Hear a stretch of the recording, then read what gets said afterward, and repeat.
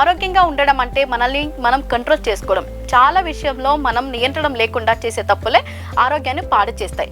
ఎక్కువ కాలం జీవించాలని అందరూ అనుకుంటారు, కానీ మనం పాటించే అలవాట్లు ఎక్కువ కాలం జీవించకుండా చేస్తాయి. అయితే కొన్ని జాగ్రత్తలు తీసుకుంటే మనం ఎక్కువ రోజులు బతకవచ్చు.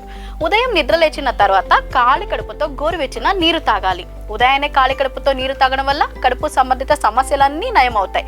ఆ తర్వాత రాత్రంతా నానబెట్టిన బాదం పప్పు తినండి. కావాలంటే బాదం పప్పుతో పాటు వాల్నట్ కూడా వేసుకోవచ్చు. 2 బాదం పప్పులు, 1 వాల్నట్ తినండి. ఇవి శరీరంలోని వైటమిన్ను పెంచి శరీరానికి బలాన్ని ఇస్తాయి. మీరు చేయవలసిన 3వ విషయం వ్యాయామం. రోజు వ్యాయామం చేయడం వల్ల అలవాటు చేసుకుంటే ఎలాంటి రోగాలు దరి చేయవు. వ్యాయామం తర్వాత ధ్యానం చేయండి. ధ్యానం మర్చిపోవద్దు. మీకు యోగా చేయడానికి సమయం లేకపోతే ధ్యానం చేయడం అలవాటు చేసుకోండి.